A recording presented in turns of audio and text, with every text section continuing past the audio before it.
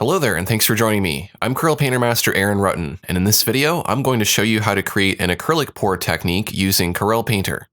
Feel free to follow along with this lesson. You can get my custom brushes and workspace at aaronrutten.com. I'll put a link down in the description of this video. So let's go ahead and get started. Here inside of Corel Painter, I'm going to go to File, New, and I'm going to create a canvas that is 2000 by 2000 pixels. I'm going to zoom out so I can fit my canvas on screen here. Then I'm going to click on Define Pattern, and then just to show you as an example what Define Pattern can do, it's going to loop your brush strokes so that they mirror or create a seamless pattern. So if I draw on the left side, it appears over on the right side if I go all the way to the edge of the canvas, and so on. I'll go ahead and just clear that out. I'm going to select the cylinder pen. This brush can paint using the gradient that you have selected. So if I paint a test stroke, currently I have this rainbow colored gradient selected, but if I change that to something else like this orange flame, then I'm going to get the orange flame colors. If I change it to this field of grass, I'll get these green grass colors. I'm going to go ahead and change it back to bars of color and paint a test stroke, and you can see I get a nice multicolored stroke. We can also choose main to additional color or main color to transparent to get a simple two-color gradient. We'll select our main color and then we'll toggle to our additional color. Normally this is found in the regular color picker, but I like the pinned temporal color wheel and that does not have a shortcut, so I've created my own to toggle between the two colors. And as you can see, I can paint with my main and additional color. If I switch that to black and white, then I get something that looks like a cylinder, and I can create little blobs as well. So that gives you this really nice multicolored thick paint effect. I'm going to go ahead and change my gradient to oxidation, and I'll just use this as a template to create my own custom gradient. I'm going to go ahead and locate the gradients panel, and in the gradients panel, I'm going to choose to edit the gradient. Now, if I click on each of these little swatches here, I can choose a stop or a node in the gradient, and I can change the colors simply by just choosing a color here in the color picker. I can also add and remove nodes as well. So I'll go ahead and just choose the colors that I want to paint with here and put them in my gradient. I'll go ahead and do a test stroke, and you can see that now I can paint with all of those colors in that gradient. If I make my brush smaller, then I'll get something that's a bit more compressed. If I make my brush larger, then the gradients spread out more. If you want to edit your gradient, you can always do that. I think I might add in some white here. I might also compress the gradient together in a couple places. Something like that will work. I'll do a test stroke, and I think I like that better. I'm going to go ahead and zoom out a bit so my canvas appears smaller. This may help speed up Corel Painter a bit when you're painting with larger brushes. And I'm going to go ahead and just paint and just fill my canvas, but I want to have kind of a flow. I want that paint to be swirling, maybe dripping or spiraling. Basically, I want to cover up all of the white with this base color here, or these base colors that I'll be painting with. And I can create other little patterns in here. You'll notice that as I'm painting, because we're using Define Pattern, it's mirroring on all sides, and that will create a seamless pattern. Once you have something you like, you can zoom back in and just make sure you get all of those white spots so you don't have any of your white canvas showing through. You could even make your brush smaller and go through with smaller details and put those in. Now you may want to save this gradient by going to the sub-dialog menu of gradients and choosing Save Gradient. I'm going to call this Ocean Swirl. That way if I want to use it later, I can. I'm going to change my gradient to main to additional color. Then I'm going to go ahead and select white, toggle my color, and I'm going to sample one of these blue-gray colors from within my painting. I'm going to switch the order of the main and additional color, that way the white is dominant. And I'll go ahead and just paint in some little gloopy white paint here. I'll go ahead and sample some other bluish colors and put those in. Maybe I'll want a blue streak here that's a bit different than the other blue-greens that are going on in the painting. Now I'm going to select the Coarse Smear Blender Jitter brush, and I'm going to change my paper to Organismal Textures Bumpy Elephant Skin. If I blend very lightly with this, I can kind of smear the paint around and blend it together a little bit. And even as I'm blending, it's going to mirror on the sides of the canvas. So I want to go through and just kind of mix this up, help this look a little bit more natural and organic. What we're doing here is we're creating kind of a foundation of colors that we can pull and smudge around. Next, I'm going to select the Distorto brush and we can start smudging the paint. I want to use short kind of light taps just to pull the paint around and smudge it a bit. I want to pull it and make it broader around the edges of the canvas and keep the center kind of condensed together more. I can also select the Turbulence brush and I can kind of mix things up that way and get the paint to swirl together. I'm going to go back to Distorto, and I'm going to start kind of pulling things in a direction. Maybe we want the paint to all start swirling together or going in one single direction or in multiple directions. This is where you can kind of push and pull the paint around and start to create a flow.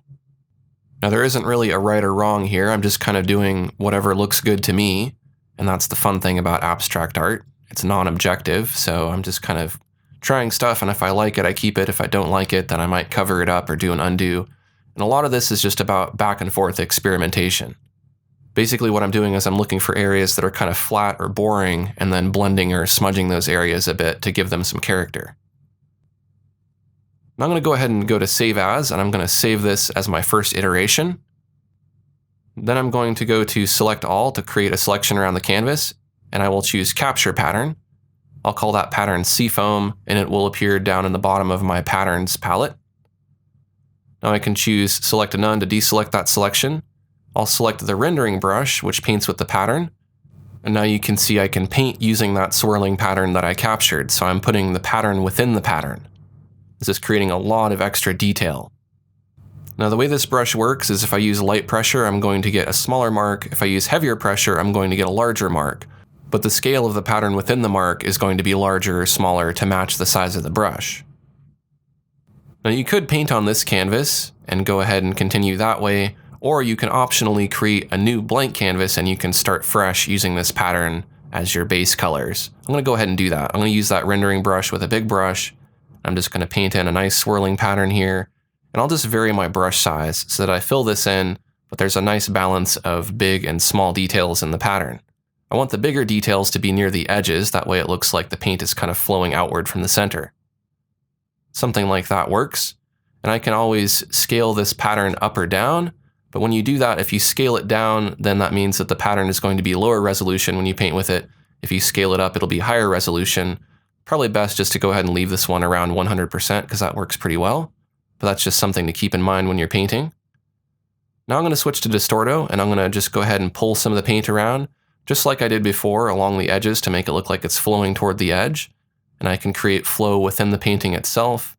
I can kind of compress things in the center and push and pull them around. But this is starting to look very organic and very natural, like paint flowing on a canvas. Now I'm going to select the finger blender, and I can use this just to kind of softly mix some paint together. This helps it look a little more natural so it's not so perfect and sharp everywhere. It just kind of softens things up a little bit. I'm using this sparingly, and I'm trying not to overdo it because it can really destroy detail. So I'm just looking for big areas of color that are already just kind of next to each other and might fade together anyways, and just kind of blending them together a bit. I'm going to go to my color set libraries, and I'm going to choose a neutral gray, which is just 50% gray. I'm going to locate in my thick paint category a brush that's called Thick Nebula, and we can use this to put down some thick paint. Now if I double click next to that thick paint layer, I can increase the depth of the paint. I will need to change that overlay layer back to normal and then back to overlay again to be able to make that change update. But what you can see is that allows you to thicken up the paint a little bit so it doesn't look so perfect and flat.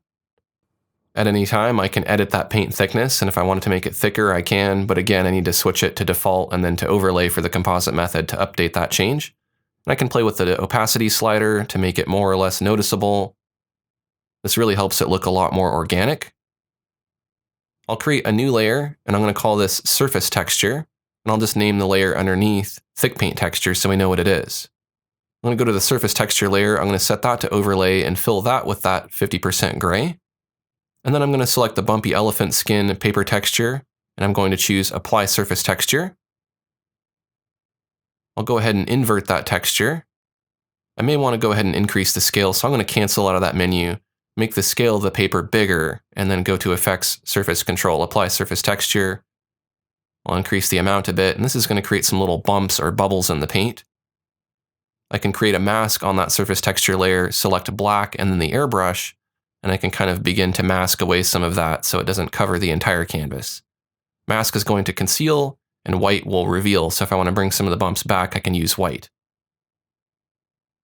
Again, I can play with the opacity of that layer if I want it to be more subtle. I think that looks pretty good. I may go back and forth between those two texture layers just to get it perfect. I'm going to go ahead and choose Save As, and I'll save an iteration of my work. I'm going to delete that layer 1. I didn't actually need that layer. And then I'm going to go to Effects, Adjust Color. I might saturate this a bit more to make the paint a bit more bright. I think that looks better. Then I'm going to go back to Distorto, And if I just paint on that canvas layer that has the paint on it that's underneath the texture, I can push the paint around. If this were acrylic medium being poured onto a canvas, the paint might change direction as it goes around the corner of the canvas, so I kind of simulated that by smudging the paint to the left and to the right and up and down near the edges. I'm going to play with those texture layers again just to try to find a better balance. I think that looks better. I'll go back to the canvas layer and I can continue distorting this and swirling it together, and I won't have to worry about messing up the texture layer that's above it. I'm going to create a new layer. I'm going to call this swirls. I'll set the composite method to overlay.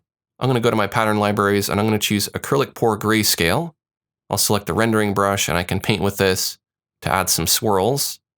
You can see if I change it back to default what that looks like. Overlay is just helping it blend in. And I'll just paint here and there in a few places just to make the paint look a little more liquidy. And I can reduce the opacity of that layer and do it before and after to see the effect that it's having. I think I want that to be pretty subtle. You can also flip the canvas vertically or horizontally. Sometimes it looks a little bit better and looks more fresh that way. You might like it better flipped. I'll go back to the canvas and again, I'll distort it a bit more with Distorto, creating more of a spiral pattern here and compressing it more in the center. And you'll just start to see areas that need tweaking and you can tweak those areas. But just make sure to save as you go along because sometimes you can mess things up. I'm going to reduce the opacity of the swirls layer just a bit more. And I'm going to zoom out of my canvas and just kind of see how it looks from far away and then back up close again. This helps me evaluate how my painting is coming along. I'm going to go back to the canvas layer now. I'll go to tonal control, adjust colors, and I might play with shifting the hue a little bit just to see how it looks. Sometimes you might find that if you shift the hue to a different hue, it actually looks better. I think that looks kind of cool, but I don't really like the vibe. I kind of like the blue-greens better, so I'm going to go back to that. But it's nice to know that if you're kind of not happy with the colors, you can shift them to something else. Now I'm going to go to Effects, Esoterica, High Pass. And I'm going to increase the amount a bit. And what this is going to do is this is going to sharpen the edges. I'm going to select all, and then I'm going to copy. Then I'm going to do some undos to before I applied that effect. I'm going to paste that layer, and I'll name that layer High Pass. So basically I just have a duplicate of my artwork that's set to High Pass. If I change the composite method to overlay, and play with the layer opacity, basically what that's doing is that's increasing some of the contrast. If we do a before and after, you can see that. I'm going to go ahead and just drop that high pass layer down to the canvas, and I can blend and swirl some more if I want to. Might even try thin Distorto, that's just like Distorto but a bit thinner. But I'm just kind of hunting around for different areas here where I want to mix up the paint and just add more character. Again, I'm just looking for areas that are kind of boring and just adding more visual interest to them. If I do something I don't like, I'm going to undo it. If I do something I like, then obviously I'll keep it.